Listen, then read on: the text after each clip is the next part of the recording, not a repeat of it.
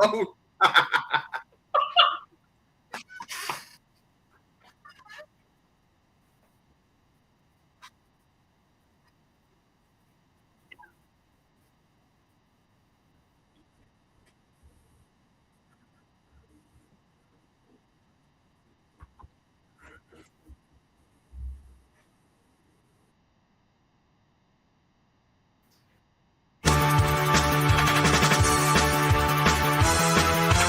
Welcome to the Geek Battle Zone. We discuss comics and puny minds are blown. We debate Marvel versus DC, Skeletor, X-Men, and Ron Weasley. Judge David slams down the gavel and cap dreams of Henry Cavill. It's a Geek Battle stream, nerd rage as we assemble our Geek Avengers team. Welcome to the Geek Battle party. We are the Justice League and our Batman is Marty. Sick Hitler's a Tim as movies are greenlit. Every movie that's already seen it. Xbox, Star Wars, and Star Riders. He-Man, Star Trek, and David loves spiders. We battle as Marvel and Disney will blink. And we try to crown the Geek of the Week. It's the Geek Battle Show. Welcome to the Geek Battleground, where we use the Force and the One Ring is found. Cap is wrong about Resident Evil 6. Everyone watch out, so shit is big. Gerald and Tim and Diz will try to win at the Geek Battle quiz. David and Dave will confuse their crew as they dive in the TARDIS of Doctor Who.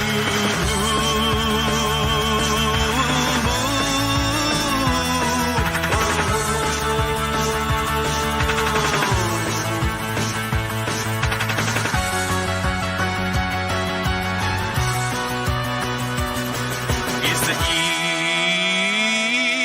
Geek Battle!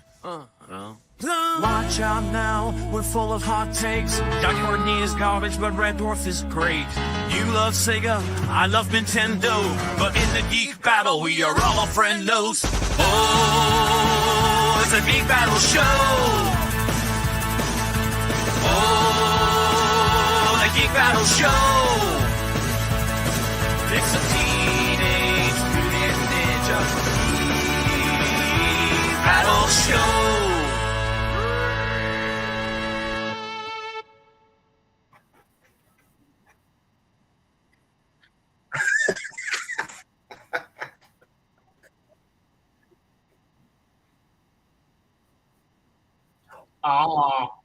Ja.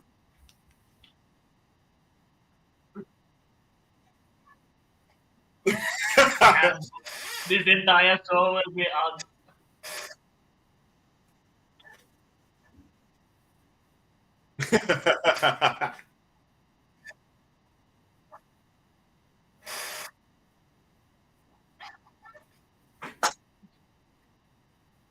He's still pumping. He's still pumping.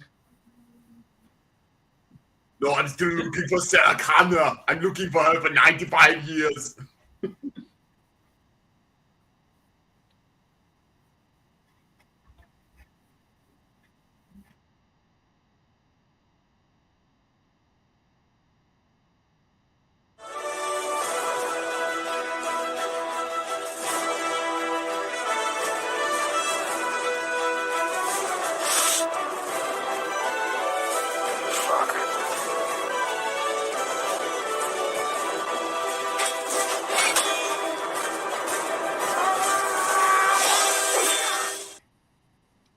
Everybody get down. Hey, oh,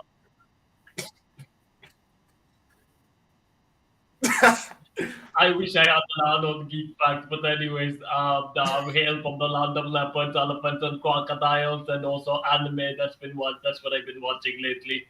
My Geek Fact for the day, well, the cartoon Arnold, Tarzan. He doesn't appear a lot in a lot of Disney stuff nowadays. He did appear in the Kingdom Hearts, and afterwards he didn't. The reason is because even though Tarzan is a public domain character, the estate that created Tarzan still has a lot of legal issues. And Disney might really get into trouble for using Tarzan on video games and things like that, and that's why they're like, nah, let's not provoke them, and they completely not use that character at all. They still have the movies in Disney Plus, but they don't have the series that they did, which still wasn't on the official contract.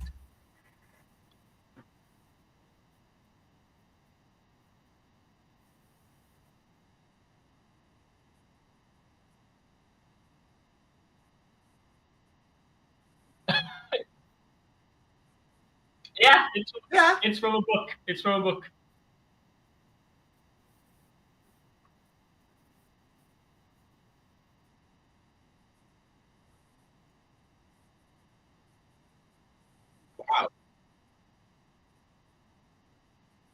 Wow.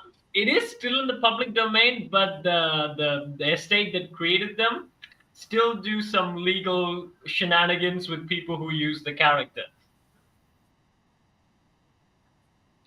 Apparently, David, a YouTuber actually not sure if this is 100% true or not, but in the video that I watched, a YouTuber tried to make their name Tarzan without adding the numbers and stuff to it, and apparently he got banned or something.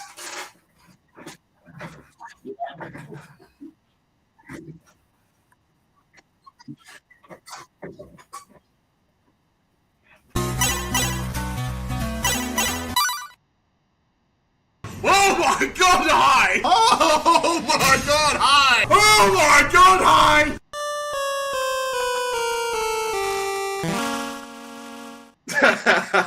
Good evening, good morning, and good evening, good morning, good afternoon to wherever you hail from. My name is Dave MC here in Paris, France, and my geek fact is a Doctor Who related one.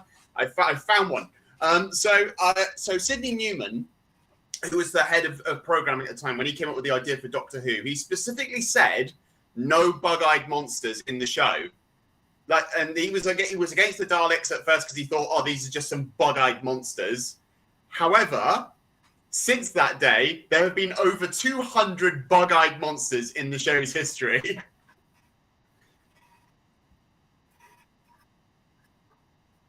Need I remember the Mothmen that they came up with?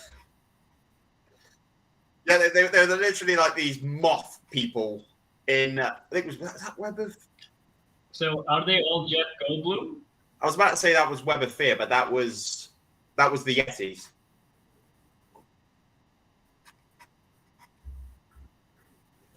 Try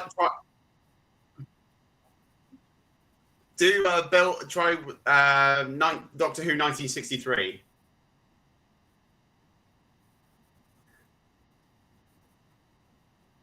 Mothman! You should have written Moth Missing. Yeah, that was a thing.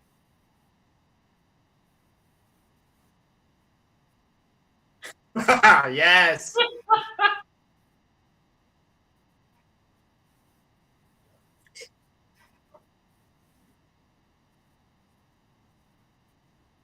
Why did you put your glasses back on again? Yeah, that's right.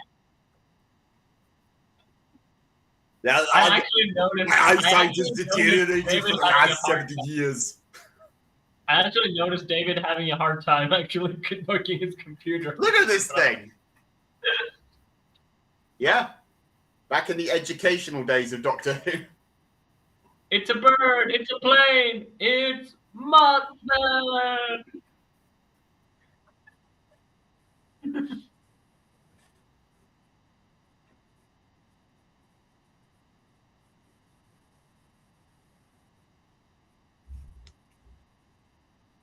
Yes.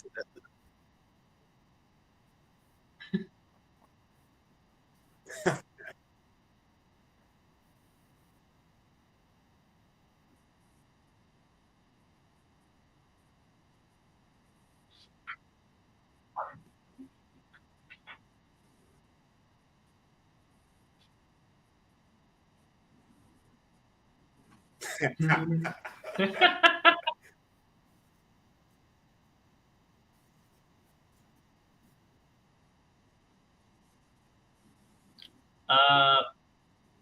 gonna have a controversial one. Terminator 3, not 2.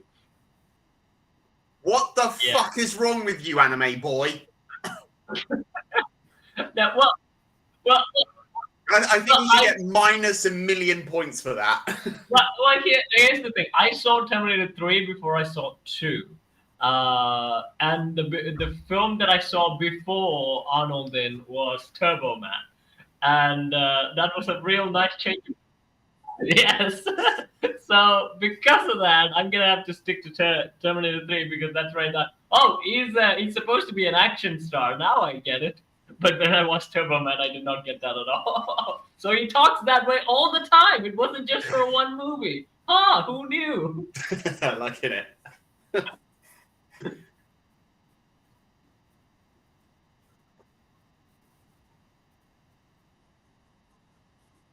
Yeah.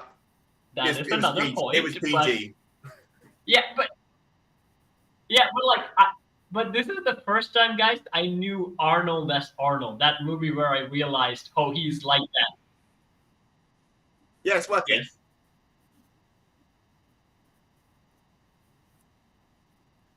But yeah, did you notice in the film Terminator 3, you hardly see anybody die apart from one scene that's really graphic. Ooh. Oh yeah. Because most of the characters in that are killed by gunshot. They're never killed in any sort of Terminator graphic way. Only the cop that they killed through the car. Down. Yeah, that's the only one. But everyone else dies by gunshot.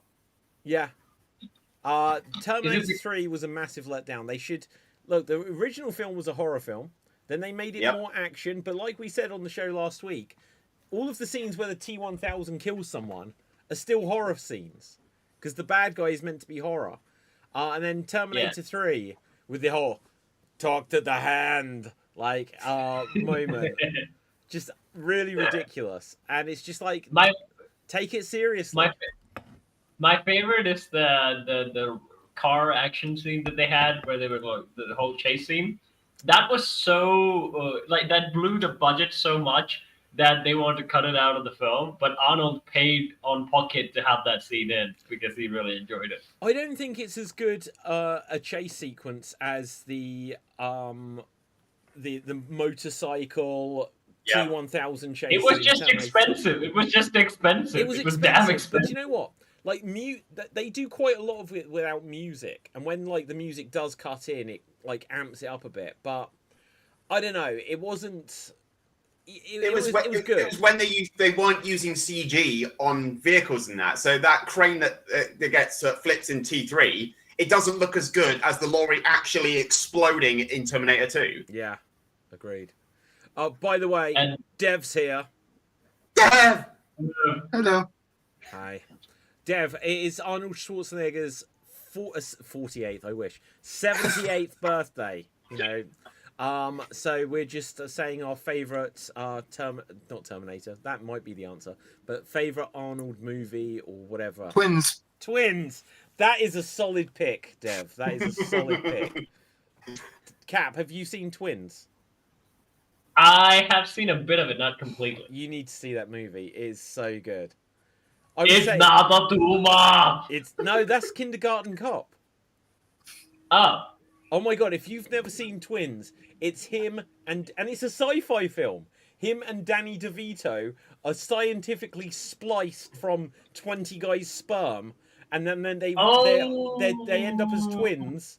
And yeah, unbelievably, Twins is a science fiction movie. And then they went to Gotham City and became the Penguin and Mr. Freeze. Yeah, absolutely. I saw, the monologue where the doctor tells that Arnold is all the good stuff and Danny DeVito is all the waste stuff. Yes. I only saw that. I saw that monologue bit on TV, but I never completely saw the film. Oh my! You can't judge that film by the one serious sad scene, right? Well, I did like it. Okay, no, right. So I don't want to give big spoilers to it, but that movie is. Have you not seen it, Dave? I've not seen it, no. Oh my god, it's so good. Right, so this is just the concept stuff of it. So they were twins separated at birth. You'll find this out that there was some experiment to make the ultimate human, and they picked someone to be the mother, and she died in childbirth. But like this ultimate human came out as Arnold Schwarzenegger, who was raised on like a tropical island. And then a second baby was born that grew up into being Danny DeVito, who was put in an orphanage in New York. And then Arnold finds this out when he's like 30 or 35. And he goes to find his brother. And because Arnold has got like this code that he's been brought up by, he's like, you have forgotten the second rule in the crisis situation. And then there's like a guy who's like, oh, he's speaking that way again. It's brilliant. It is genuinely, I think, the funniest Arnold comedy. Although you did say favorite Arnold movie, it is my favorite Arnold movie, but it is not the favorite thing he's done. What was my the favorite thing that he's done? Japanese adverts. Japanese adverts with Arnold Schwarzenegger. I'll put it in the female chat just now. Again, I'll bring No, it it's in the female chat. Okay, right. What, you've got it already? Yeah. He's prepared. This is prepared. There's the dark in the Skynet for 24 minutes. I'm more and more convincing ourselves that we should speak this way the entire... There's the Skynet. Where is my dumbbell? Okay, I'm going to bring it up in a second. I'll bring up the shield just in case, but I can't imagine it's going to be too heavily copyright. Like, they should be pleased, basically. Oh, no, where's the shield? This is from, like, the 90s. It's similar to Tommy Lee Jones. I will turn you into dumplings. I need the door. I hate the door. Yeah. I am imagining you are the Oscar people. I am imagining you are John Connor. Yeah. This is the Terminator's dream. Yeah. I want the spaghetti. Turn him into noodles. I love pot noodles. I love nuked food. Okay, that was you gotta have the cup noodles. I must eat the cup noodles. Oddly enough, both around the late 60s, both Arnold Schwarzenegger and Stallone did TV shows. Stallone's one is excellent. Didn't Stallone do porn? I'm not sure, but he did do a really good TV show called Tulsa King. Wow, I'm sure, somewhere. But yeah, like, I'm sure they would have done like commercials and that. You've got to do what you can do, basically. I actually, when Dev posted it, I actually thought, like, was it gonna be like that Friends Joey commercial where Arnold's gonna like, Digimon, lipstick for men. Lipstick. No, that is. Have you guys seen the Tommy Lee Jones Japanese coffee advert? Oh my god. Okay, let's look this up. Okay, so Tommy Lee Jones Japanese commercial.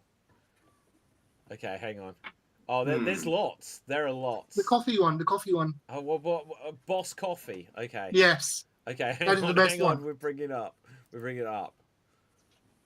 What? Oh, this is amazing. It's like Superman.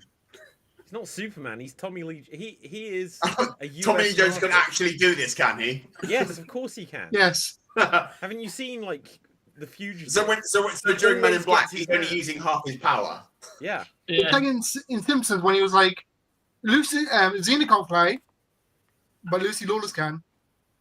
Wow, these are good. I like Japanese adverts. They're kind of like anime. They're bonkers, but they're brilliant. Well, anyway, Dave, what's your favorite Arnold Schwarzenegger movie? Oh, it's easy. Terminator 2. Yeah, it has to be. It was the first one I saw. If we take Terminator films out of the equation, since, like, I would say that as well. Dev gave Twins. Now, Cap, Dave, what would you say if you take Terminator out of the equation? Predator. I also want to say Kindergarten Cop because it's also memey and shit. I love Kindergarten Cop. But do you know what? Like, some of the kids in that, I'm not policeman, I'm a princess. Put it back! Like, some of it is just like, the kids are great in that film. But I'm going to probably say, I probably wouldn't go for Predator, it's up there. I might go for The Running Man, because that film is epic. Which one was the one where he, like, jumps out of a plane through the wheel shaft or something? Through the Is that Commando? Oh, no, it's he's in the plane. Commando is such an incredible film. Like, every moment of that is brilliant. My favorite guy is like when the guy's like he knocks the guy out. He's like, "Can I get a pillow for my friend?" He's sleeping. Oh yeah, no, everything Yeah. in that. What I love most about Commando is the film like kind of gets hijacked because the story of the movie is Schwarzenegger's daughter is kidnapped, and then they're gonna force him to go and kill this president in Valverde, which is a fake country that they made up, which is also mentioned in Predator. Valverde, how about that? Right, there's your geek trivia from me, and that could have been the whole movie. That he's sent out there on some mission and they're gonna kill his daughter, but instead he just Arnolds the situation and he's like bang and kills that guy with an elbow, and gets like, my friend's dead tired. Then he climbs out the plane and then he just goes and kills. Like, in fact, the best person he kills in that is when the people come and kidnap his daughter. If you don't remember this, let me just paint you a very quick picture. He's like, hide under the bed or whatever. And he goes and gets his shotgun and he like kills a few of them. And there's a guy with him who's like, hey, like, how did you know they were coming? He's like, didn't you smell them? I could. And then when he gets his gun, he comes back to this guy. And when he opens the door, the guy is just stood there dead, ready to fall down, which makes no sense. And then they've kidnapped the daughter. And there's a guy just sat in a chair like this, just really cool. And Arnold looks out the window and they're driving away with his daughter. And he's like, so, you're going to do what we say, right? And and this guy's just sat there really chill. They've got his daughter. And he just goes, wrong! And blows him away. Like, instantly. That guy just sat there, ready to get killed. You know, it's just like, this is how you deal with bad guys. You kill them and ask questions later. David, do you know that Arnold kind of actually did Commando to piss off Sylvester Stallone because he did Rambo? Wouldn't surprise me. But, okay, so isn't it true that Die Hard was going to be a sequel to Commando? Maybe. Okay, let's quickly fact check this. But, okay, Dave, did you have a different option? Because we're still... Well, you kind of said Kindergarten Cop, and I like Kindergarten Cop. Not for the memeability of it. I like the film just because. But the other one I did like was Last Action Hero. Oh, yes! Kind of Last Action. Well, it's like, I kind of like Last Action Hero, but it's like I love that I hate it kind of thing. But it is good. I think it's still got some... It's like the most Arnold movie if everything was an Arnold quote. Why does my hand hurt? My favorite thing about that movie is they found the 5 minutes that Jean-Claude Van Damme wasn't high on drugs for him to do a cameo in the movie. Wait, what? Who was?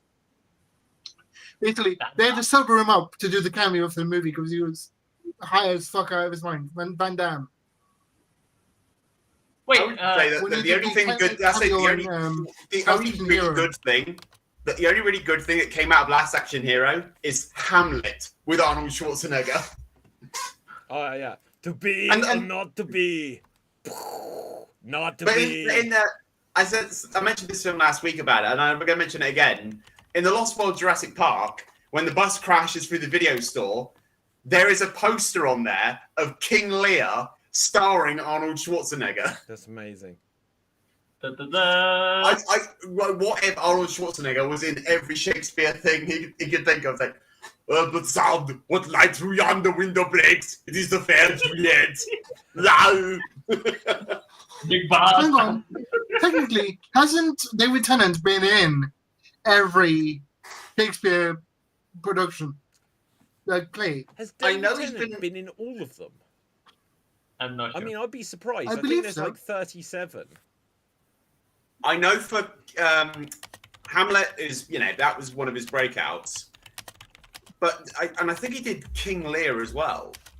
But yeah, but doing Macbeth and that, I don't think I've ever heard him do Macbeth. Like, I think there's about 37 Shakespeare plays. Once upon a time, I used to be able to name them all. So apparently, here is a comprehensive list of his Shakespearean roles based on available information. As You Like It, Comedy of Errors, Merchant of Venice, King Lear, Romeo and Juliet, Midsummer Night's Dream, Love Labour's Lost, Hamlet, Much Ado, Richard II, and Macbeth. So there you go. So that is 1, 2, 3, 4, 5, 6, 7, 8, 9, 10, 11 of them. Wow. Also, this is my geek trivia fact of the week, right? Yeah. For his production of Hamlet in 2008, David Tennant used the actual skull of Tchaikovsky Ugh. as Yorick. Damn. Paul Did Yorick, Tchaikovsky your head get really a credit? stinks. Did he get like an IMDb credit out of this? He wanted Starring in his will. He said, "I want it to be used in Hamlet," and nobody did it till David Tennant. What? It's like, alas, Paul Yorick, How the your hell do you head spell stinks. Tchaikovsky? Tchaikovsky. Right, hopefully I'll work it out. Okay, oh my, it's got a T. Right, so when was he alive? How did they get his skull? How long did they have to exhume this? I mean, they have Einstein's He brain. died in 1893. That is... What? And they waited until 2008 to dig him up. Was he in a car park? No, I think he as well? donated the skull to the Shakespeare Company or something. So what did they do with the rest of him? He's in the grave. Oh my Well, god. they just dug him up, took the head, and then reburied him.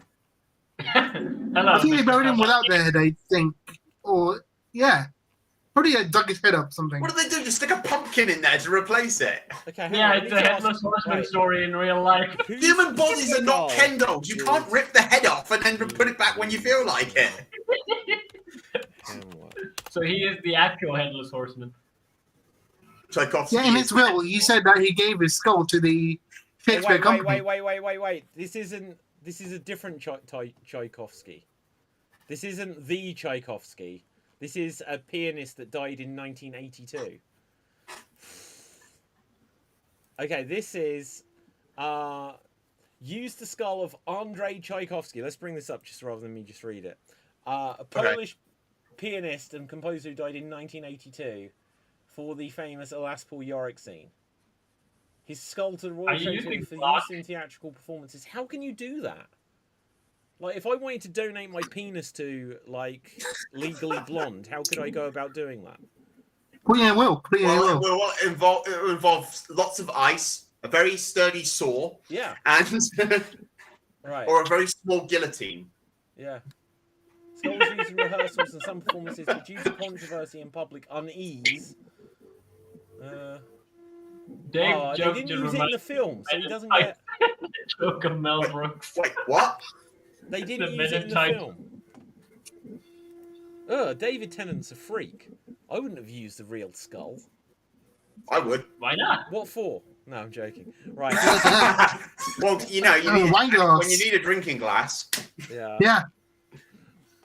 Okay, well, good. Now we've got that out of the way. Right. Also, I can't find it. I'm sure. So, Die Hard, I remember, because we may have said this before. Die Hard was going to be a sequel to a Frank Sinatra movie, right? Does anyone Really? remember this, right? Was Lethal Weapon, what was it that was meant to be like a sequel to something else? Something, right? Lethal Weapon 4 was a sequel to something else, and then it got changed to something, Lethal Weapon. Ah, okay, right. But anyway, I can't find about Commando 2 anywhere, so maybe I'm making that up. Okay, so guys, let's get into things. What has people seen this week? What would we like to react to? Dev. I saw Happy Gilmore. 2? Happy Gilmore 2. Yeah. And if you like the Happy Madison family of movies with Adam Sandler and friends, it's a celebration of his friends, his career, and like golfing in general, because it has cameos of everyone that's appeared in either his movies, Happy Gilmore 1, or their relatives or professional golfers. They've all cameoed in that movie. Okay. His entire family is in that movie as well. Wow. Adam Sandler's family's in that movie? Yeah, Adam Sandler's entire family is in that movie. Different roles. And so is, surprisingly, Eminem. And from the wrestling side, we have Nikki Bella, Becky Lynch, and MJF. Ooh. Oh, there you go. And it's a film about golf. Yeah. Yes. Yeah. Why have I everyone never loves seen golf. this? I can't I like wait. golf. We're starting a new show next week. It's called Golf Battle. Can I host that? Because I'm good at golf. Are you good at golf? Is it No, crazy golf? Is it crazy golf? No, it is proper golf. Is it I did play Mario golf. golf on the N64?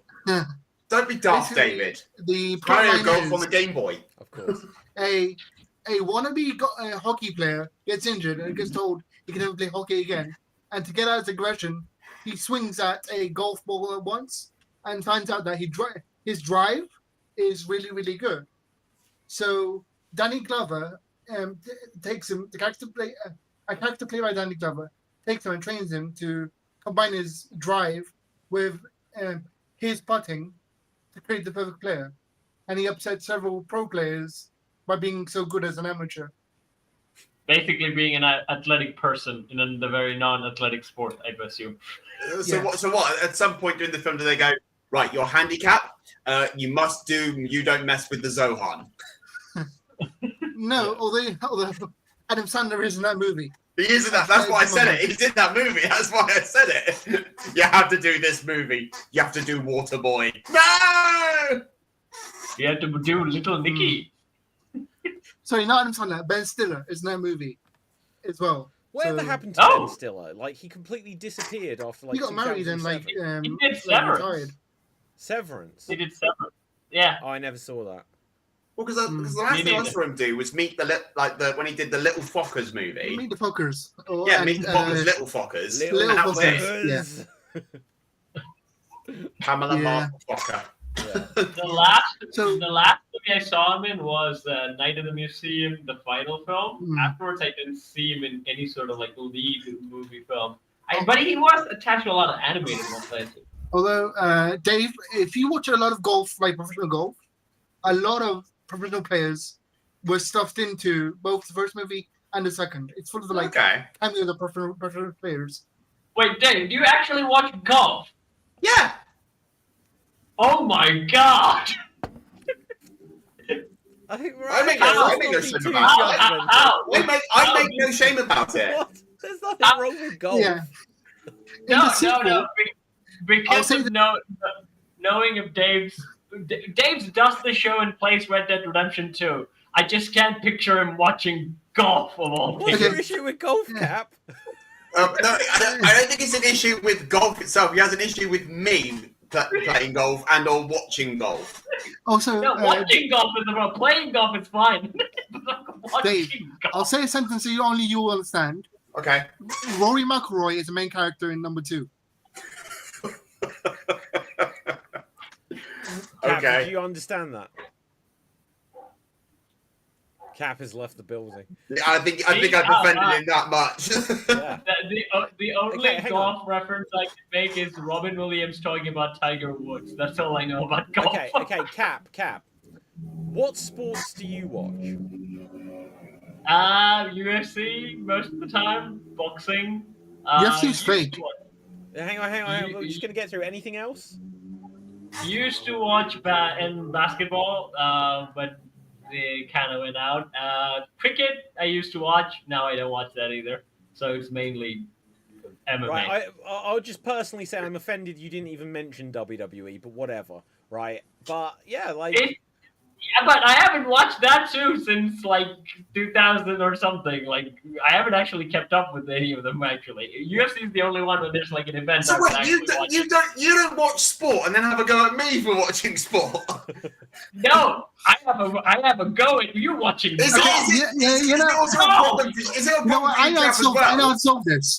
No, after the stream, I want to say, Dev, is it a problem as well, Cap, that I watch Formula 1 and MotoGP? Is that also a problem for you? No, that's perfectly in line with your character. It's just the golf is at least in character. Okay, Dev. Okay, we know you watch wrestling. Do you watch any other sports? Baseball, American football, and basketball. Yeah, there you go. American rugby. Yes. Do you watch rugby, Dave? No. Okay. What do you mean no? Like it's this terrible thing. I don't watch. That is not in my character. I played rugby, but I don't watch it. Okay. Although I did watch. When the rivalry between like Rossi and Mark Marcus was a thing. That time I was like an avid. I was an avid MotoGP fan. Wait, you didn't know that? I thought you actually knew told you about it. No, I don't watch. I wish I had more time for sport. I just genuinely don't. There's a racing movie I watched called Rush with Cap Baron Zemo and Thor from the MCU. Wow. Playing Nicky Lauda and the other guy. I love The other guy. The other guy. Oh, yes. The thing with mainly with sports, right? Because I used to watch TV a lot, and 10 Sports always had sports on, so you would watch it. Now I just don't go to the TV at all, and I have to look up pay-per-views and stuff like that. So I'm like, the only thing I'm actually interested in seeing is probably UFC. So like, I don't want to search for the other stuff. It's probably not available on the internet anyways. Yeah. Does no one here watch football? Okay, fair enough. See, I'll watch football. I'll dip in and out of snooker. I'll dip in and out of UFC. I watch wrestling. But yeah, I wish I had more time for more sports. I remember when it was the pandemic, because like things were going like where there was not stuff happening. Like there was some deal where basically NBA gave you their version of like Netflix, where you just watch NBA and it was like free. And I was like, great, I'm going to get into NBA. And then a month or two later, they were like, okay, we're allowed to do games again, so we're charging. And I was like, cancel this shit. Right? I had watched it for all of 6 minutes the day I downloaded it. That was it. I used to, this is pretty much easy to watch. Like Xstreamed Games does have YouTube highlights. So I watched that because, again, you have to go to the TV to watch the complete set, so I just watched the highlights. Well, do you know, if it comes to stuff like that, like, I've seen many whole matches of Power Slap. Have you ever seen Power Slap? Right? As you're just scrolling on Twitter, two people stand opposite each other with their hands behind their backs, one of them, whilst the other lines up and just slaps and knocks out the other one. And you cannot defend, you cannot block, you just have to let them take turns at slapping each other. I say that should be the next live Geek Battle thing we do. Yeah, we should. Right? we just greet each other and slap each other in the face. I'm sure there'll be others if I think about it, but the other weird sport, do you know what cornhole is? Yes. It's exactly what you think it is, Dave. Right? Can I swallow this first? It's where you get a beanbag and you try to throw it in a hole of like a wooden block. And that seems and the fact that it was called cornhole, I found amusing. And so, I ended up following them on Twitter, and occasionally I'll see it. We Tamils actually have a sport which is a mutant form of tag combined with wrestling, combined with the kids' game of one kid is getting tackled by the whole group. It's called Kabaddi. If you Google it, you'll get it. I can't spell that, can I? Just go use your imagination. Say it again. Kabaddi. Kabaddi. Kabaddi. Yeah. That's not a word, is it? There's a premier league on India for that sport. It's like I'm watching. I'm playing Wordle. Yeah, I've got absolutely nothing. I cannot spell that. It's actually a word. Now, I didn't make it up. Apparently, there's a Polish version of basketball where you could suplex people if you take your shirt off. Okay. Right. There's a what? There's a Polish version of basketball where you can suplex people if you take your shirt off first. Wow. Oh yeah. Do you know? I think I've seen clips of that. So they have to run over, take off their shirt, and then boom, suplex. And then you can, Love it. Okay, guys, I'm going to show you something that deserves to be a real sport. I'm so excited to introduce this to you. This is from the TV show Sliders. And this is called Mind Game. So it's kind of like the board game Othello, where you capture squares and you run around with a ball and pass it kind of like in basketball. But along the way, you have to be answering scientific questions. I love this episode because they go from parallel dimension to parallel dimension, right?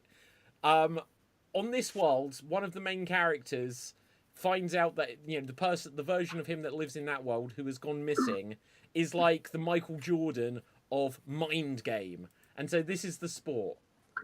So it's like he doesn't know what the hell he's doing. And when the game begins, they get asked a bunch of like science questions which have been given to them by like top scientists at universities, and they have to answer it.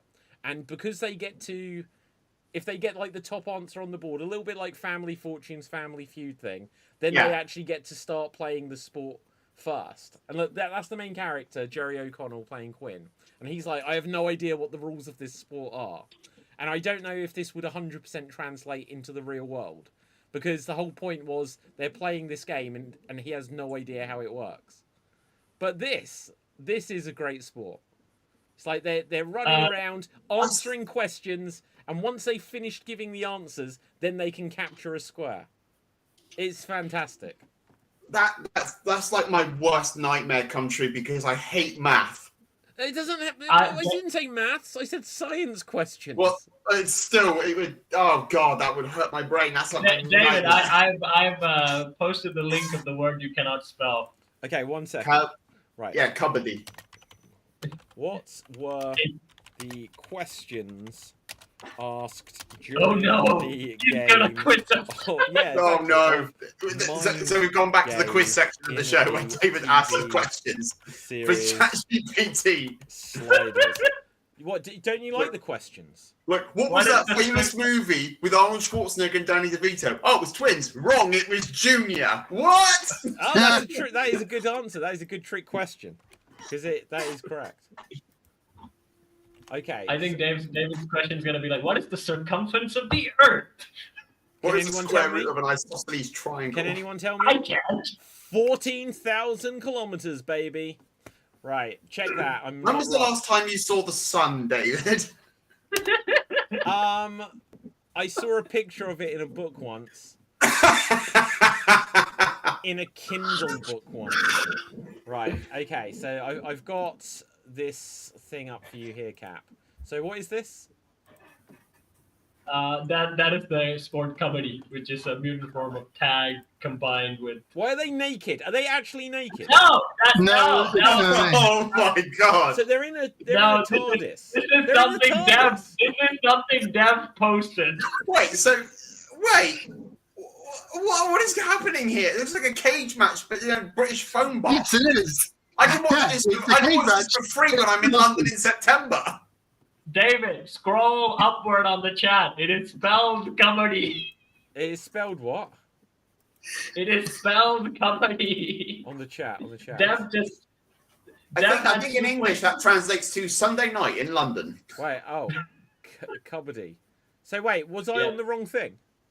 Yes. Yeah. Oh, no, okay. mine. Well, that makes sense. Like this extreme form of tag where you're in a phone booth.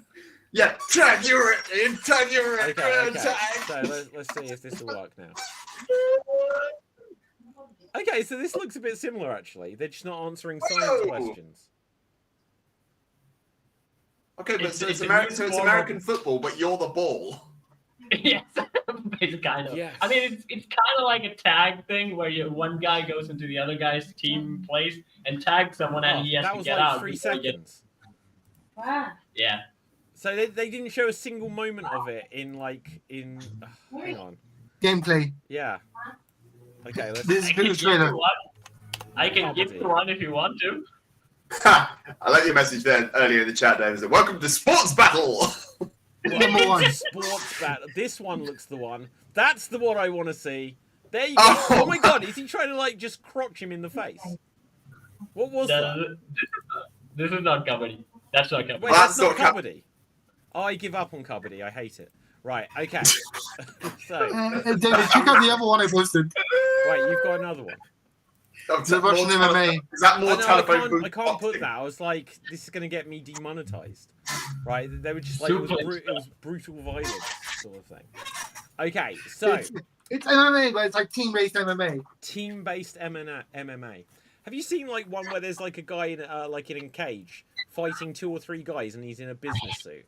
Yeah. That's good. Yeah. Right, anyway. That's, We definitely are going to do sports battle. It's coming. Right, it's coming. Okay, do you know the law behind that? By the way, the guy in the suit and the other guy. Do you know the law, the storyline? It's an addict those money to a loan shark, and if he can beat up the loan shark, he doesn't have to pay. Okay, I like it. That? Yeah. Okay. Yeah. Right, so has anyone else seen anything this week that you want to react to? Go on, Dave. So Grounded 2 came out yesterday. Whoa. And I got to play a little bit of it, early access, and it looks phenomenally good. I got to meet some of the the designs of the bugs that they've put in it now. They've actually gone into a lot more detail. Like the ladybirds in the first game, there are a lot very quite smooth colored, very cartoony. But in this one, they've gone for full detail. They put the little hairs on their legs now, and even on the spiders have more hairs on their legs now. But yeah, this is Grounded 2. So the story is that they're putting a statue in Brook Hollow Park of the 4 kids from the first game, the scientist, and the little robot Burgle, when an explosion happens and we're shrunk again. And we have to find out why. So it's Honey, I Shrunk the Kids, the video game. Yeah. I love it. So the first one was in the backyard of the scientist, but this one is in a park in the town of Brook Hollow. And the third one, that's going to be set in like the arse crack of a fat man, right? So it's just like, oh, we're trapped here in the fur. So, no, we did that in Ant Bully. That was just awful. Ant Bully. I never Ant saw that. Bully. Oh yeah, I remember that movie. Nicolas Cage was an ant. Yeah, there's a lot of I've yet to find one, but because on Saturday I will be streaming this on my Twitch. There's going to be some new bugs. There's a scorpion, there's cockroaches, there's moths, and there's praying mantis. There's lots of new stuff, and being able to ride bugs as well, as you can see there. You're able to ride ants, and at the moment they've said you can only ride ants and spiders, but they're going to add more later. They need to give you like flies and bees so you can fly. A bee would be amazing to have. Yeah. Actually, Dave, you can play the B-movie video game, which is quite good. I would actually rather go and burn my eyes off with acid. It's a good game. It's enjoyable, funny. Now look, hang on. This is the reverse. Just because he didn't like golf, you're just assuming that the B-movie game is garbage because Cap said it. No, I'm saying that because the B-movie itself is garbage. Okay, fair enough. It's not me dissing on Cap. That is an irrefutable fact. Okay, so Jerry Seinfeld is crying. So what type of game is this though? So it's kind of a adventure RPG survival game. And you've played the first one. So I played the first one and finished the story mode of that one. So the kids they get back to normal size, but they had little minor spoiler in the first game. They couldn't remember the formula to make the embiggen formula. They had to find the scientists who created it to make themselves bigger again. It was this is about 2 years after the events of the first game. Yeah. And as I said, it takes place in a park. So where before we had there's an area in the backyard where a grill has fallen over and it's hot. So there's hot charcoals in the garden. This one, they've put an ice cream truck. So they've gone sort of like a frozen element to it, because they had hot in the last one, so they put a frozen element in this one. But the map itself is a lot bigger. There's a lot more to see. From what I've seen so far, it looks really good. I can't wait to finish it. Specifically, like when you said like it's like RPG action or what have you, the thing that like crossed my mind is like I kind of like the concept of it being shrunk down and stuff like this. But I was like how long does the first game take to beat kind of thing was what I was going to ask you. It's a damn survival game. Well, here's the thing: is that if a speedrunner can do it probably in about 3 hours. 3 hours. Maybe I've seen someone do it in about 3 hours. Wow. If someone's done it faster, please message me on YouTube and Twitch. Show me. How long would you say it took you? It took me a month because I was building a lot of stuff as well. No, I'm mostly a creative builder when it comes to this sort of thing, so it will take me a bit longer. So, David, you could play The Witcher 3 in that one time well, period. We'll see. Well, because what I was going to say is, do you know the website howlongtobeat.com? Yeah. Right, so when I went on to there to check, it says Grounded 1, like, takes 31 and a half hours to beat the main story, right? So, a month, basically. Yeah. It says Grounded 2. It says it's 10 hours. Does that sound like they've got it wrong if it's literally just come out? Maybe if someone's... Because like I say, it came out yesterday and I've yet to play it, so I don't know. I know nothing about where the story-based stuff is. So maybe someone's gone and done it, and in the time spent, they've sped run it or something. So maybe right now that might be wrong. Yeah. I have a feeling that might be wrong right now. But it is early access as well, so a lot of things that they have in it are not all in it yet. Because one of the problems I've got nowadays is that, like, I'm forever, like, behind. I don't have enough time to see all the shows you guys mentioned as much as I want to play the games. Because yesterday, I got Street Fighter 6, and I went to play it, and it took 43 minutes to install the game, and after that, I hadn't got any time to play it. So it's like, how am I going to get through a 31-hour game? So that's my problem. I had enough time to install Street Fighter, but I'm someone that doesn't have enough time necessary to play Street Fighter. So at least you have it as a physical copy, whereas you didn't have to download the damn thing. Physical copy. Look, have you seen this? This comes with a game key card. So a game key card basically means when you put it into your Switch, it will start to download the game. And when you take the key card out of your system, it's like you've got it downloaded, but it won't play. What? Yeah, I know. It's a massive controversy, but I'll tell you why I don't actually mind it. Because you could then take the game key card and you can sell it. And then someone else can download it and then they can play it. So it's like being able... So you have to have these little plastic things to be able to play your download, but it effectively means that you could then sell on the game if you wanted, which I'll never do, so that's kind of redundant. I think with DVDs, kind of that's what you did, right? You play a game and then you give it to your friend. Yeah, exactly. Well, do you all remember that thing from when they announced the PS4? And with Xbox, the Xbox One, they said, you're going to have to connect your game to the internet every 30 days, otherwise it won't work. And, you know, it's going to be tied to your system. And then on the next day, when the PlayStation had their, like, big presentation, they were like, how, like, it came up with a presentation, it said, sharing games on PlayStation 4. And it had two guys, and it goes, here you go. And he goes, thanks. And that was it. Step one. It said, step one, share your game. And that's why the PlayStation 4 destroyed the Xbox One. Yeah. Greed doesn't work. Generosity works. Greed doesn't work, and yet the crazy thing is, you'll know as a PC gamer, you can't share your games. You download it, that's it. It's like people who get consoles just want this old school experience, though. Damn straight. I love my old GameCube games. I love them. I love playing them as well. I put in Wind Waker the other day, and I still enjoy it today. Yeah, but you can play Wind Waker on the Switch too.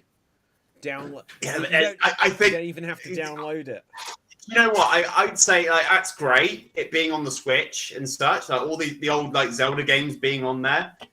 But for me, there's nothing that can compare it to seeing it on the GameCube and holding the GameCube controller. It takes me back to the days that I'd be sat in my room playing it. I don't know. I sound like an old man, but nothing like playing the Wind Waker or Ocarina of Time on the console, on the GameCube, with that controller. 1 second. Oh, he's gone. I'll be back. I think he went to get out his... I think he's going to go get it. Yeah. Yeah, because I would say there's nothing like using this to play Wind Waker. And I still enjoy it. Here's the handle that holds the power, baby. Here's the handle. I got the handle. It's all about the handle with the GameCube. You got a black one too. There we go. I got a black one too. What's in it? Hang on. Oh, Sonic. I got Sonic in it. Which Sonic? Which Sonic? It's the Mega Collection. It's the one with all the Sonic. Okay. But Dave, do you have one of those on the bottom? No. So that's the Game Boy player. This was effectively a Game Boy Advance at the bottom. And what do I have? Oh yeah, because they had the extension. Because I know on Wind Waker they had the extension for it. That was there was the Tingle tuner in Wind Waker. Yeah. Where you could put the Wind Waker in, and Tingle could give you hints through your Game Boy as you're playing through the game. Yeah. Okay, so I'll speak. So basically, first of all, what I've got in there is Star Fox Adventures. right? Oh. But so this would let you play Game Boy and Game Boy Advance games on the GameCube. But like Nintendo, they'd got this amazing idea that as well as a TV, that you'd want to play in like on the Game Boy at the same time, because then you'd have a private screen, and it didn't really work. And then they released the Wii, and it was a big hit, and they were like, if only that idea that didn't work on the GameCube, we could make that work. And so then they released the Wii U, where you had a private screen in your hands, and it didn't work. It's because, look, when you've got a Nintendo DS and there's two screens next to each other, it's the same as having, like, one vertical screen. But when you've got a screen here and a screen there, your eyes cannot focus on both at the same time. It cannot work. But it's like when I was watching a review of the old Nintendo accessories, and one of them was the Konami laser scope, and it was like headphones. Yeah. And the laser pointer, so you could shoot at targets. Yeah. And it would work when you'd say like fire, like you go fire, fire, fire, and it would work. Yeah. And on the box it said, while gamers play their games, other people or other players can sit out and do stuff like be on the telephone and read a book. Yes, yeah. Who wants to read a book and be on the phone while you're in the corner screaming fire, Fire! Fire! fire, fire? Where? Okay, right. So hang on. Power Glove. Let's find the advert for the Power Glove. No! We can play this with audio because it this has been shared so much. No! Power Glove. Piece of crap Power It's Glove. so bad. Right, commercial. Power Glove commercial. Let's bring it up. Okay. This. Now this you're is playing with power. Yes. Okay, so I'll unmute it in just 1 second. Unmute tab. Let's get rid of the advert. But this. Let's speak about the weird game peripherals for a minute whilst we're here. So what was that one called? The Konami what? Konami laser scope. That sounds amazing. It's like really old headphones. Okay, wait for this, guys. Right, so let's check this out.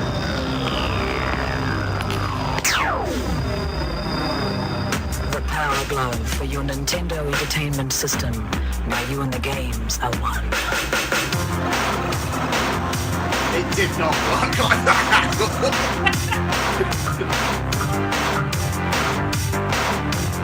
Sorry. Power Glove. Everything else is child's play. Do you know what? That isn't the one where they go, "It's so bad," right? So, Like, literally, when he was playing Super Mario 2, I could just think to myself, hang on. no one's that good at Super Mario Bros. 2, especially with the Power Glove. Okay, hang on. This is it.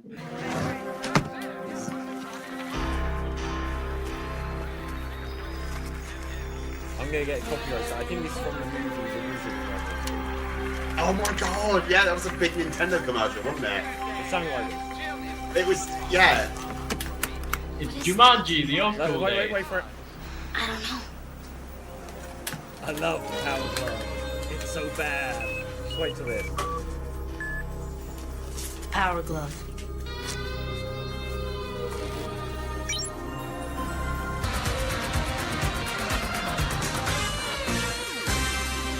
Wait for it.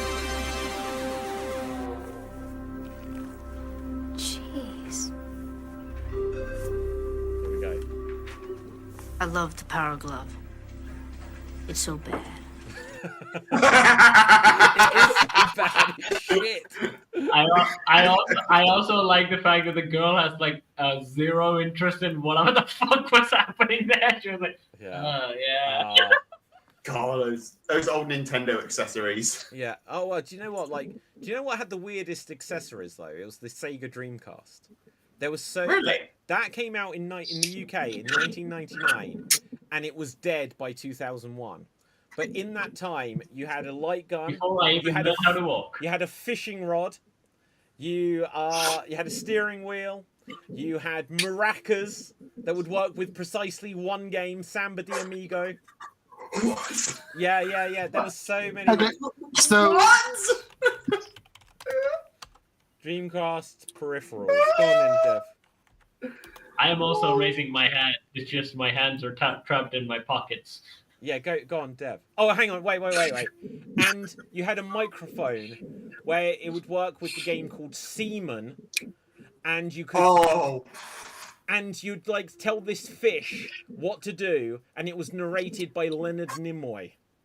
It was the weirdest thing ever. But go on, Dev. That game itself is... So I specialize in studying weird accessories. This is my topic of interest. Yes. And go for it.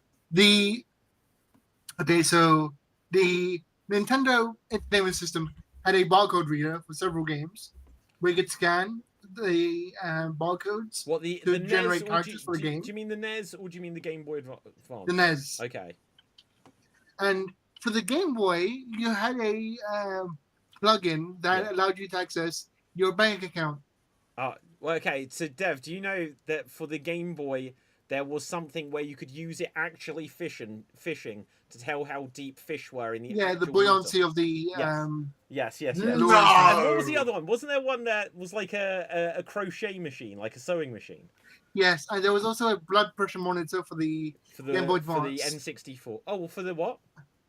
Game Boy Advance. Game Boy Advance. Okay, for the N64, there was a version of Tetris where you'd put a little thing over your finger and it would read how much you're panicking, and if you panic, then the blocks fall faster. Yeah. And back then, the NES and the Sega Mega Drive both had internet capability in Japan. Yeah. Oh yeah, like Pokemon Crystal. Like when it came out here, like the big thing about it was that you could use your cell phone to make it go play online, and they just took it out of the English version. It's like, what's the point? Basically, okay, it was the first. There was the first attempt of using DLC, like online downloadable content for the Game Boy Color. You could get the GS ball from the cell phone connection using a WAP back in the days. Like if you connect your phone to your Game Boy Color. So here's the Game Boy Color sewing machine. So look, I think that. Oh, hang on, clicking on the wrong screen. Like look, there. You connect it to it, and then it will make patterns which are involved inside the game. You make the pattern on the game, and it prints out like it does the pattern in the with the machine. Yeah, that's really fucking cool. That it is cool. Like, when the game. Did anyone here have the Game Boy camera? Yes. Okay, right. I'm going to have to do this. I can't do it today. You can actually make it so you can use the Game Boy camera as your webcam, right? And I've done this in the past. But when that first came out, it was the world's smallest digital camera. Because it was this big ball at the end on a long cartridge that would go in your Game Boy, and that was the world's smallest digital camera. But go on, Dev. Or commercially available, at least. My friend has something really, really rare and interesting. A printing station for Pokemon Snap. Oh, that's really cool. You could plug in your save pack, your memory pack for the N64. Yeah. And print out your photos from Pokemon Snap on tactile photos. That's really cool. That is really cool. I'm trying to think what the weirdest peripheral I may have is. I don't. Cap, you must have a few weird things that you plug into your computer. Why did everyone think they were sex toys when I said that? Right. Because I have a dirty mind and I'm the bringer of chaos. The weirdest gaming peripheral I have is the it's not really weird. It's the Super Game Boy for the Super Nintendo. That's the weirdest. Is it? I've got a Super Game Boy, right? You must have something weirder if you got that. I'll show you something that's pretty weird that I've got. I think I showed it recently. This is a Nintendo IQ player, and this was released only in China, and they had banned gaming consoles, and so you'd plug this controller into your television from here, and the entire console is inside this controller like a plug and play, but it's a Nintendo 64. Oh. And it has memory cards which you could connect to the internet, but basically you take these to a station in China and you'd be able to download one of 14 games only. And now these are in the position where they stopped that service in 2016, and the only games you can ever play for this have to already be on the system. So I have got 5 games, and I can never add another game to it out of the 14 that exist. Wow. Yeah. Dev. It's not peripheral, but the rarest gaming thing I have in storage is a Panasonic GameCube. Ooh, nice. A Panasonic Q. Yeah. Yeah, that's nice. The GameCube that can play DVDs and stuff. Yeah, it's a GameCube that can play. That is worth a lot. That is worth a lot. Cha-ching. I'm trying to think what probably the rarest thing I've got is a copy of Deep Fear. I've got 2 copies of Deep Fear for the Sega Saturn, which was the last. I've spoke about this loads on the show. More than Panzer Dragoon or less? Sorry. Is that worth more than Panzer Dragoon or less? It's similar. So Deep Fear is worth about £500. You'll see it on eBay. Panzer Dragoon, people try to knock it out for 600 or 700, but the two usually end up selling around the same. But Deep Fear, one of the reasons it's worth a lot is, one, it was the last Sega Saturn game released in the UK and Europe. It was a Resident Evil style game, only like a year after Resident Evil, like the same year Resident Evil 2 came out, so just about 18 months after Resident Evil 1. And it never came out in America. So the only way to play an English language version is to get the PAL copy, which meant that for as few as there were in the UK, America tried to get their hands on as many as they could. So they're spread quite thin. And by luck, I managed to have 2 of them. But, yeah. I heard someone honk for what you said, David. Well, apparently let them honk. It's the French. I just they sleep on the horn. Oh, do you know what? Maybe I can slide this out. Maybe it's plugged in. I have a Zebo, which is a console that only came out in Brazil and Mexico. And there is a version of Resident Evil 4 for it, but it's the same as what you'd have on your iPhone back in like 2008, which is particularly rare. But again, download only. This is the problem with download only. I don't have Resident Evil on it, and there is no way to hack this system because I've got a Mexican one, which means that it's easier to plug in, but they haven't been able to crack how to put games onto Mexican systems. But go on, Dev. The interesting about Brazilian gaming infrastructure is, number one, not only did SNK dominate the arcades because it was cheaper to import the cartridges than the actual full machines like Capcom used to have. They also, because they couldn't get licensing for Neo consoles, there are several Brazil-only sequels to games on previous generations. Yeah. Do you know some to name? Because I can name a couple. Power Rangers had a Master System and a Genesis sequel. Sonic had another Master System game. Sonic had another Genesis game. And like, there's a lot of like Nintendo, Sega franchises that had Brazil-only games, basically, because of licensing limitations. So, okay, so I'll see if I can show you like 2 of my favorites. The first what are we talking about? Okay, so it's Brazil only. Blah, blah, blah. You need to block this sound. Playing stupid adverts. Right, so the first of which is is this? Oh, I don't want to like play someone else's video. I thought it was just gameplay. Let's see if I can just get gameplay. I've got my own version of it. So, Street Fighter 2 for the Sega Master System, and apparently they didn't get full permission from Sega and Capcom to do it. Tech toy out there. And so this is on the Master System, which is as powerful approximately as the NES. That genuinely looks like Steve Irwin, doesn't it? Steve Irwin's like, crikey, here we see Ryu and Chun-Li. God, she's there fighting Ryu like it's bloody 1949. But look at it go. This is on an 8-bit system, which just goes to show, you know, like... What, this was only in Brazil? Yeah, only in Brazil. This came out in 1997. And wow. This, like the Sega Saturn was out, and they were still putting Master System games out back then. I think there is a Master System version of Mortal Kombat 3 as well. But, yeah, Mortal Kombat 3, Rangers, and like several fighting games. I got into gaming in 2007. What was that, Cap? No, God, I'm happy that I got into gaming in 2007. Wow. No, Cap. These old games, like they're amazing. He's a late bloomer. He's just ignore him. Yeah. Okay, so I wasn't check even this one. yet, Guys. though. I'm probably So- 9 years old. This is Duke Nukem 3D on the Sega Genesis, the Mega Drive. Oh, look at this. Like this game was tough for them to get this game to run on the N64. It had a load of cut content. On the PlayStation, it wasn't that great. On the Sega Saturn, they had to build it from the ground up.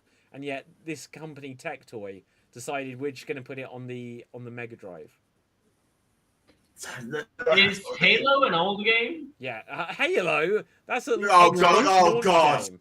That's 2001. I think we should give Cap minus 2001 points for that. Well, exactly. Well, I played it in 2013 or something. Yeah, that's what I mean. You're a late bloomer, mate. Okay, You should go play a retro game. Guys, check this out. If you thought that version of Duke Nukem 3D looked like dog shit, then No, check out I thought it the looked okay. Tiger Gamecom. This is not paused. Oh, This is my as the God. game actually looked. This is not paused. Look at this. I've Oh my completed this God. game. But this was a first-person shooter on a black and white system that was less It's the capable. Predator's cousin. Yeah, Was that on the Tiger? on the Tiger Gamecom. Wow. Yeah. Speaking I of do Predator, have. wasn't there I am a- right now. I am right now playing an old game, thanks to David. I mean, it's not old, but it's kind of What's my old jam, to which you? is Street Fighter 4? no Brutal Legends. Brutal Legends, yeah. So when Ozzy Osbourne passed away, I think he's got a cameo in Brutal Legends, and the developers of it Yeah. gave I think they said 666 minutes. People can Yeah. download Yeah. that for free. So I was like, guys, get this if you're online. Oh my god, David, I have to thank you for it because this is my kind of game. Oh, good. I love it so haven't- I haven't much. checked it out yet. What kind of game is it? It's awesome. It's I would say it's kind of like the game I played during the 2010s, like Overlord and stuff like that. It's an RPG, mainly action RPG, Yeah. and has a small open world element to it, which you can drive around and do stuff. I think. I haven't discovered much doing. I've barely been playing the story. If you like rock music and stuff like that, this is like rock music or like Overlord shit with meta commentary, which is really funny. The jokes are it's really good. It really works. It really did take me back to the old adventure games that I play, like Overlord and RPGs. It's so cool. Yeah. No, okay, Dave. Sorry, just about that. I've got a green screen on my chair. And Yeah. the shadow is just annoying me. So I was trying to fix it. So It just looks like you're stroking the Mothman. I mean, do you want me to leave you two alone? please, right. Yeah, he hasn't got a really big fly. But I no, wish for more. I wish for more Brutal Legends type games. It is kind of making fun of the genre as well a little bit. It does have a meta commentary in it, but it is done in a very respectful way. yeah, guys, have you checked out? I've spoken about it before. The website Humble Bundle. No. Yes. Okay, Yep, so I used I'll to show you this to you get like quickly. shit on the game from that. Yeah, so look, I might even have a game or two which I've already got, which I might be able to give people. So look, at the moment, for the next 5 hours, you can get all of the Devil May Cry games on PC for £15. Free? Yeah. Ah. No, not free, not free. Do you have them? Ken? Do you have them? No, I played Devil May Cry 3. I can't say about it online. Ugh. Right. Okay, but does anyone else have these? No, I haven't considered Devil May Cry as a thing to play.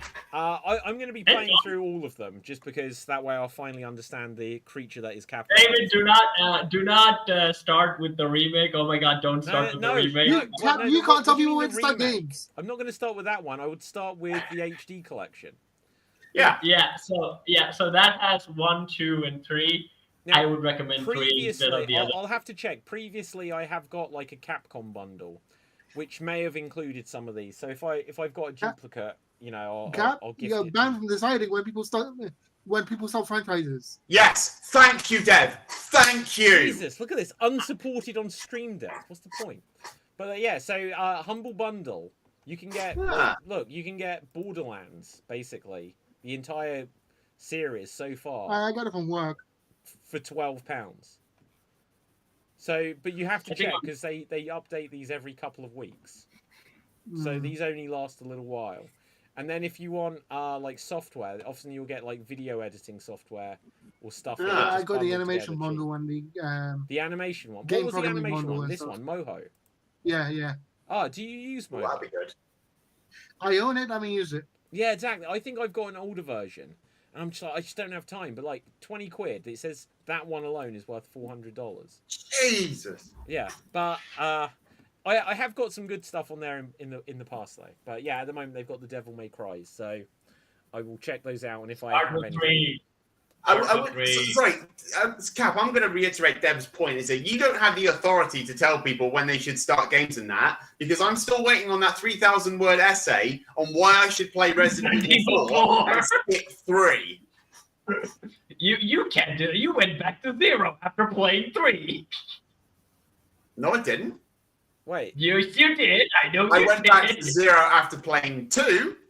Yeah. See, again, you did it out of order.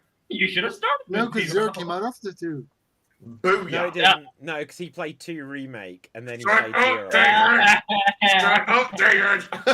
it's fine. It's fine. Right. Okay, guys. Something I've seen that I put in the title, so I'll mention it. I saw one of these Scream Unseen movies at the Odeon, which was like a horror film that hasn't officially been released yet. And I saw the film Together, which is Dave Franco and his actual wife, Alison Brie, I think her name is. You'd recognise her. And it's a horror film. Now, last year I went on, the first one of these Scream Unseen films I saw was The Substance. And it turned out it was a body horror movie. This is another body horror movie. Oh, no thanks. Oh, no. Guys, hang on. It's not that bad. There's like 2 scenes where things look like The Thing. But it's not bad. It's honestly not bad. And the longer the film goes on, the more it becomes a comedy. If you don't mind spoilers, I'll tell you the concept of it. Do it. Go for it. Okay, so the concept is Dave Franco and his wife, they've moved out to the countryside. She's a school teacher. He's a failing singer. And, you know, he's a bit useless. He can't drive. She has to drive him places. And she's like, you know, when are you going to get a job, a proper one? You're 35, blah, blah, blah. And they go for a walk and they end up in pouring rain. So they take shelter in a cave and they end up there overnight. But whilst there, they've run out of water. So they drink this water in the cave and something happens to them. And I didn't quite even get the concept of what this was. So this is a heavy spoiler warning here. But the trailer would tell you this. Basically, there was some church or cult or something going on in this cave or in a church there.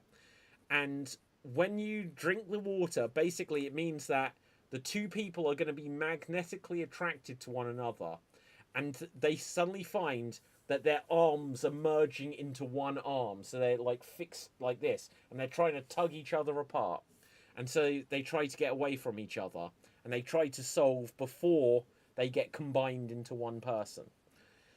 There is a scene in this where he's like, oh, I need you now, sort of thing. And they start to make out. And they find that they are joined by the gens. And they're like, and he's gone into her school where she's teaching. And she's like, you got to be quiet. She's like, get off me. He's like, I can get out. She's like, get out of me. I'm trying. And it's the whole cinema was laughing. I don't know if this was meant to be like utter horror, but everyone was pissing themselves laughing at this scene. And then towards the end, they try to get away, but eventually they're like, we can't fight this anymore. And their arms are linked together at this point.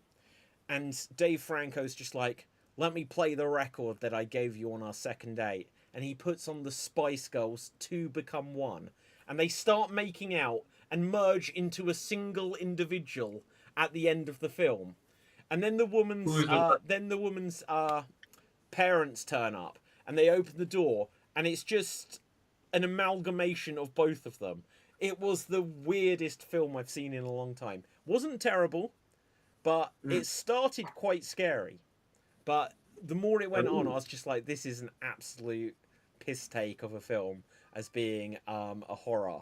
This is absolute. Did the music change by any chance? Because like I recently, the guy who did Nope, and also the other film that he did, he used to make sketch comedies, and then he said like when he went, like the guy that did Get Out and Us. Yeah, so he said like basically the difference between a comedy and a horror is basically the music.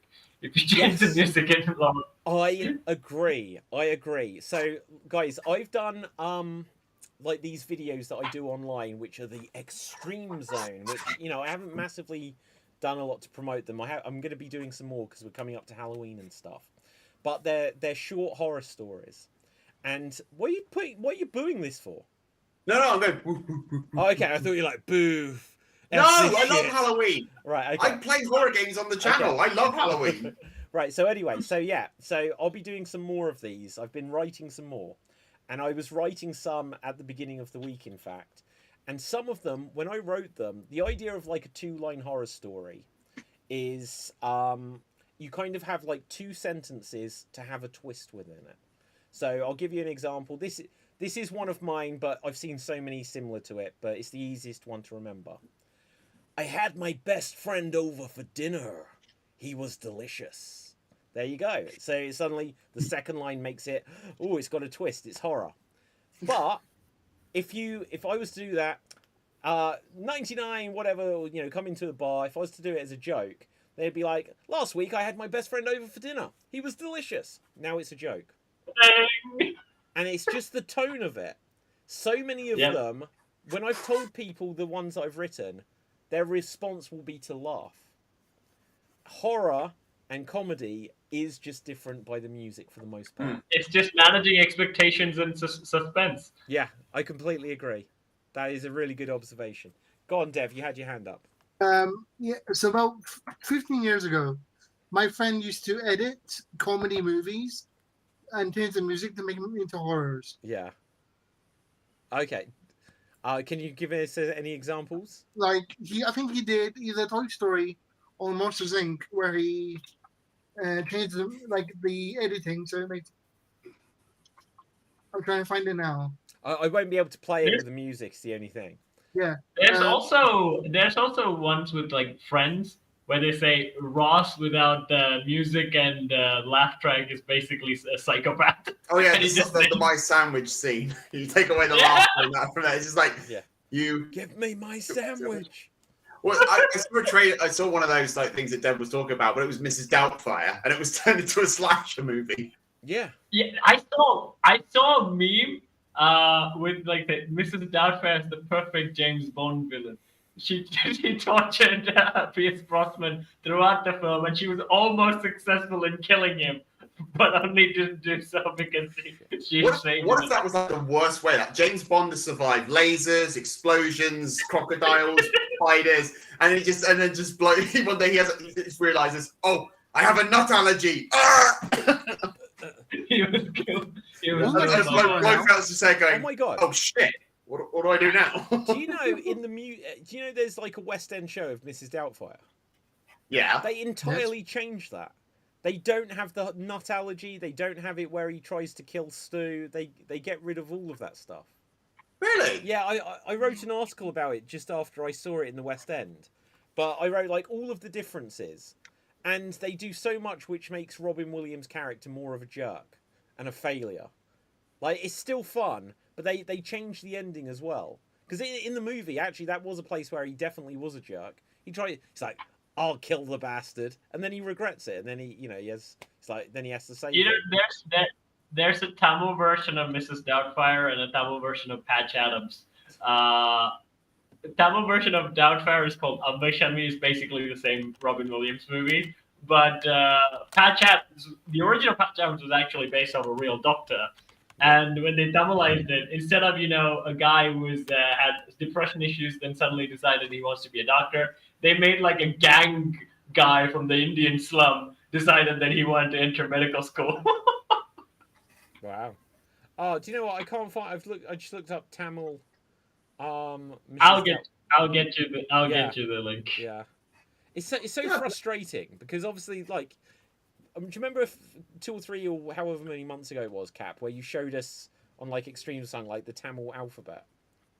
Yeah. And it was very complicated. It's like, well, you speak English perfectly. When you say words in Tamil, I can't even hear what you're saying. It's like it's Elvish. it's Elvish. Elvish. Yeah, it's something. Like I feel so useless when it comes to other languages because as many times as you say these things out loud, I'll be like, I can't even begin to sound that out to spell it. So Tamil. I mean, to be fair, yeah. Go on. To be fair, Tamil is very different from English, so that's why I think it's much harder to understand. I guess it's not connected to any sort of like Anglo-Saxon languages. For us, we had the advantage a little bit on understanding English. Yeah. Hang on. Wait. You've just put in the chat, Dev. Devon and Cornwall police say only 1 more week before ninja swords become illegal to own. If you own a ninja sword, you can surrender it at a police station near you. But look, this is the size of the a UK cheese knife. scared of ninjas? They disarmed Michelangelo when the TMNT show came out because of nunchucks. I want to They're know afraid though. of. Let me know, police. Does this count? Does this count? This is a ninja sword. It's a genuine Japanese katana that was handcrafted in the mountains. Do you see this? I got that in Japan. So yeah. So it's not real. Well, you were probably a toddler, so you've grown a bit since then. You could definitely like do some damage with this if someone really wanted to. These things could be really dangerous. That is genuinely sharp. So I did just finish like the Chucky series, so I saw what he did with like a letter opener. What about sonic screwdrivers? What do they count as?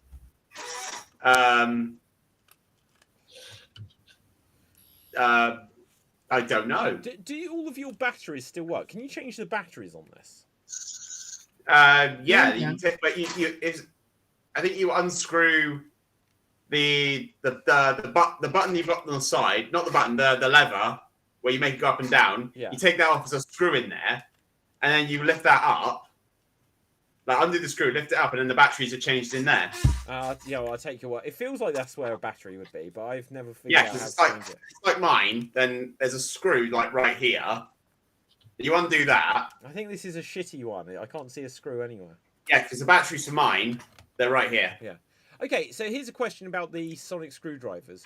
When they like make, because this is a question I've often thought, but never think of it at a time when it's relevant to look it up. What are they made of when they do the show? Are they like little plasticky things like this, or no? They're made of aluminium. Like so, they're like weighty and like. There is some weight to them. Yeah.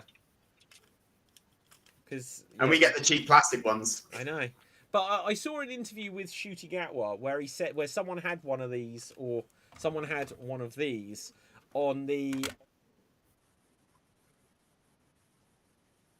Oh, we can't hear David. Your mic's gone, David. Sorry, I pressed it. Right. So when they pressed the button and it started doing this, he's like, mine doesn't make sound. And it's obviously that they add it in post-production. Yeah. You know, but it's kind of crazy because if it's meant to be making this sound out in real life, if you guys can hear this, why couldn't it do it on the set? Why are they like, no, we need to be able to fine-tune that. We can't risk that sounding like we filmed it the same as your voice. Yeah. Disturbance to the mic. I don't know. I put the link to the. It's not actually a sonic screwdriver. It won't affect the sound of the actual mic. Yeah, it'll make them. If you press the wrong button, the speakers around will explode. You know. Yeah. I posted the link to the Tamil version of Mrs. Doubtfire. It's amazing. So this probably you can find it on YouTube, but I'm not really sure if you can find it with subtitles. Okay, hang on. This says full song. Oh, guys, we're doing this. Right, but we won't be able to play the sound. Hear the music. But okay, so I'll wait for that advert. So let's just check out what it looks like here. So this looks incredible. But yeah, if you subtitles. That's what we need. see, Oh no! I don't want to show that advert. Like Energizer Bunny. What's he doing to me? Right. Okay. So let's have it up here, and let's go. So we've got an advert. so many actors. No, it's like I should pay for this stuff. Joe, if you had to pay for everything though, I mean, Take even forever. with premium now, you get ads on YouTube now. is this like the opening this- credits or the end? Yeah, it's the open credits. Yeah, this is like the start of the movie. So this is he the Robin Williams character? Which one on the right? No, the one with the one with the short hair mustache, like the one on the left. Okay. Wow. So Oh, this is so much He's- better than that they're recording a cartoon voice. So what does he find objectionable that character's smoking? it could be. Yeah, I think smoking is probably the issue that they did for every sort of films. But the thing is, like, he kind of did like Robin Williams versions of a lot of the films that he did. Basul Raja was one of them.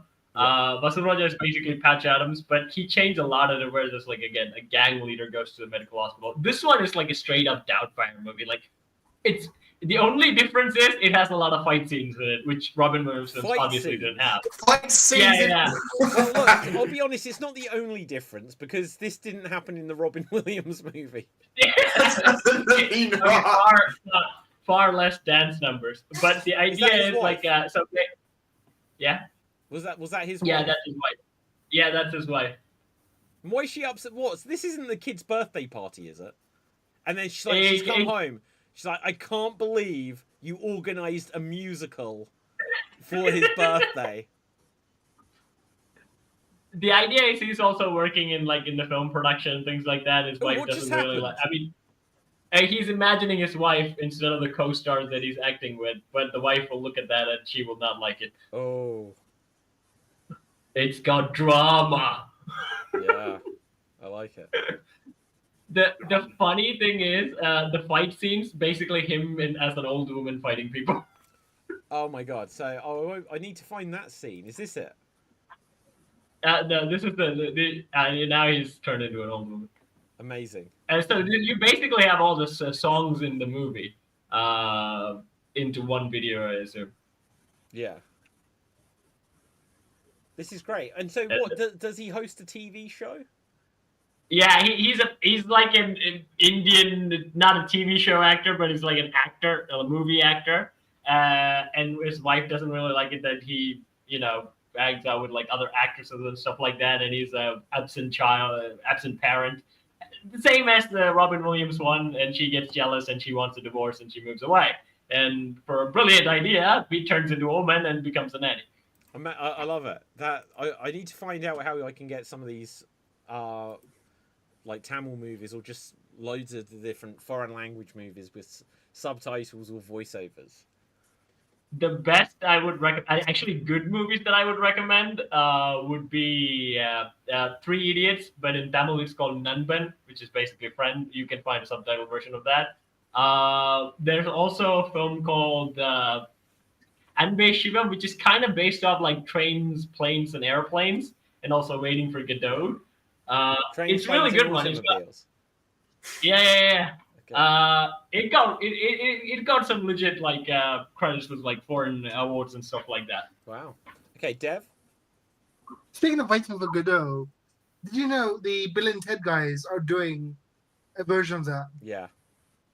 The what? Waiting for Godot. So it's the play, which is it's 2 acts about nothing. Yeah. If you don't know this play, it was by Samuel Beckett, and when you watch the play, it's 2 characters waiting for someone called Godot, and Godot never shows up. Spoiler, right? But they're just waiting the whole play, and they're just talking nonsense, and then a character comes in and does like a 3-page monologue, which is entirely in like nonsensical sentences and gibberish. And here was the thing about this play. Samuel Beckett will only give the rights to this if it is performed verbatim. So it is seen as a massive acting challenge. I've seen it twice in the West End a few years ago. One time the cast was Ian McKellen and Patrick Stewart, and the second time I saw it, it was still Ian McKellen, I believe. I don't think it was the other way around, and it might have been Simon Callow. I forget, but it's trying to make a play about nothing interesting is a massive challenge for the actors and for the director and the production team. And this one will have Keanu Reeves and Alex Winter. Yeah. Okay, so the Also, David, I included the fight scene link. You can watch Downfire fight. I think I'll check that in a minute, just because it's going to be Extreme Improv shortly. And so I think we're going to have to begin to wrap things. Unless there is any other late breaking news, guys. Oh, there were a bunch of trailers that came out. Zootopia 2 trailer. Sony's doing an animated film called The Goat. Basically a goat playing a weird form of basketball. Kind of like sorry? Did you say Sony? Yeah, Sony. Sony, right? Sony. Yeah, Sony. Oh, do you know what it might be? Whatever. This is where I'm going to learn that I've been wrong about PlayStation for like the last 30 years. Okay, but what's their one called? The Goat? Is it about a goat? Yeah, it's literally about a goat playing a weird basketball slam jam-ish game. Slam Jam? What do you mean? Yeah, I mean Space Jam. Space Jam-ish. It should be a movie about Slam Jam. Yeah, absolutely With should all be a the- movie about Slam Jam. Okay, so go on, Dev. So I like to quickly I saw Superman in the cinemas, and apparently it's what I saw before, because there was a preview, had missing scenes. Oh, really? What scenes were added that you hadn't seen? The Peacemaker scene. Yeah, understandable. They want that. The fight scene in the background when Clark is sitting there, and you can see in the background they're fighting the Starro or whoever in the background, and the scene at the end with Kara. Yes. Okay. All understandable for why they would keep those out of previews. Just because Peacemaker obviously ties into how the whole universe is coming together, and Supergirl obviously. Fantastic Four is apparently doing great, and I think it deserves to. And may it destroy Superman like it is General Zod or whatever, because Superman sucked, right? What The best Superman movie had MCU actors in it. Sorry? The best Superman movie was full of MCU actors. What do you mean? Like half of the cast in Superman were in the MCU. What? Who though? Nicholas Hoult was in X-Men. Technically, like MCU adjacent. Yeah. Okay. Rick Flag Sr. was. Oh yeah, true. Crossbones. Yeah. Craiglin was Maxwell Lord. I can't even remember who either of those characters are. Yondu's little sidekick, James Gunn's brother. Yeah, true. Sean Gunn. Yeah. Oh, no, fair point. But yeah, I can't get over how much I feel like that film wasn't a Superman movie. But I first heard they didn't earn enough money of Man of Steel, but currently I hear it's a success. I'm not sure about that. I think it is. I don't want it just to imagine if they had to reboot again. It would just be a horror show. They need to try to make this work. I just think they need to not have James Gunn write a Superman movie. Look, imagine. So after I really liked the Batman. Imagine if he wrote a Batman movie now. It's like, for God's sakes, whatever the Batman 2 is going to be, do not let him. I think he is. I think Matt Reeves submitted a script because James Gunn actually kept going around that he can't write a Batman film. He can't write a Superman film. Yeah, but he wouldn't admit that. But he admitted that he has trouble figuring out Batman because first said he was going to do Batman Brave and the Bold, and everyone's like, no, don't turn Batman into a comedy. So because of that, he had trouble with it. But then Matt Reeves is the guy who did the Batman is the one actually collaborating with Gunn to writing the new script. Probably won't be Pattinson though, but there's a good chance that the guy who played Reacher might end up being Batman. Yeah, I just don't want them to connect any version of Batman to the tone of that Superman film. Like, I think you could have made Michael Keaton's Batman appear in a film with Christopher Reeve, and you'd have been able to merge the tones. Yeah. That Superman film was so goofy, I just think it would just make Batman seem like, oh, you got no powers. Look, what, again, so I said this a couple of weeks ago, why is Superman even named Superman? People, he's a man, and he's super, right? But in this world, they've already got 1,000 superheroes and have had for however many decades. And they've got Supergirl.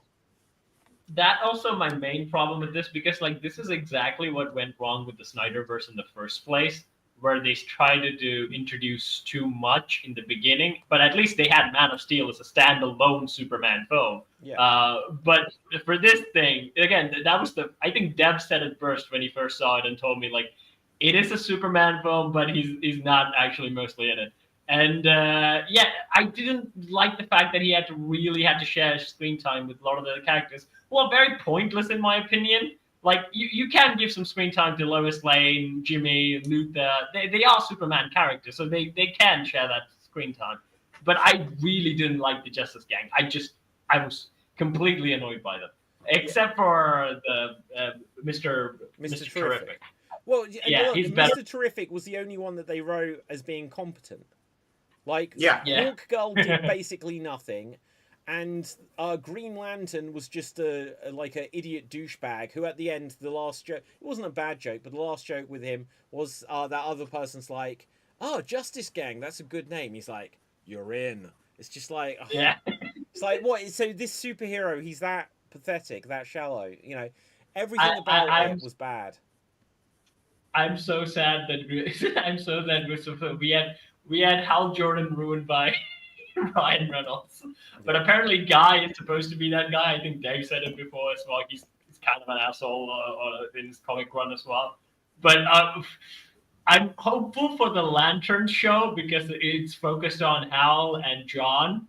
But yeah, I think they wasted the guy who played Guy, who voiced actually Hal Jordan in the cartoons, and he was amazing in that one. Yeah. But they just casted him as Guy, and I did not like that. Yeah. Right, Dev. So with Guy gone, his character is meant to be like that because the whole point of his character is, God, we want to get rid of you. Where's the other one? Where's Hal Jordan? Where's John Stewart? Like, and then when they arrive, we're like, fuck you here. Get rid of this other guy. That's the reason he's built like. That's the reason he's written like that.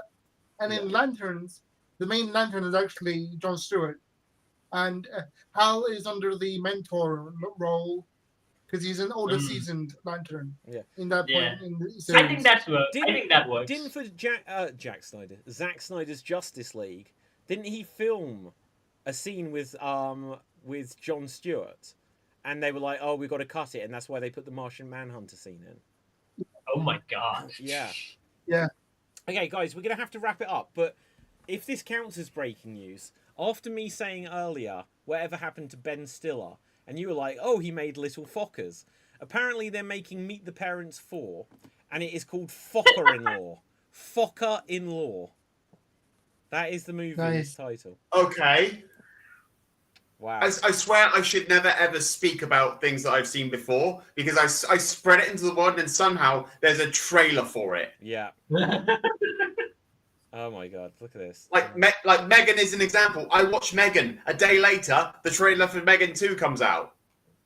Or is that really good marketing, Dave? Or is it's just I can probably see the future. Okay, guys. Because go on, Cap. No, because I had this phenomenon as well. So Hamilton's been around for a while. I didn't even know about it. Then I started watching clips of videos on YouTube, and then Hamilton came to Disney Plus. And then I currently watch a new anime that has been since like 2011. And then the new season 3 trailer comes out as I finish the show.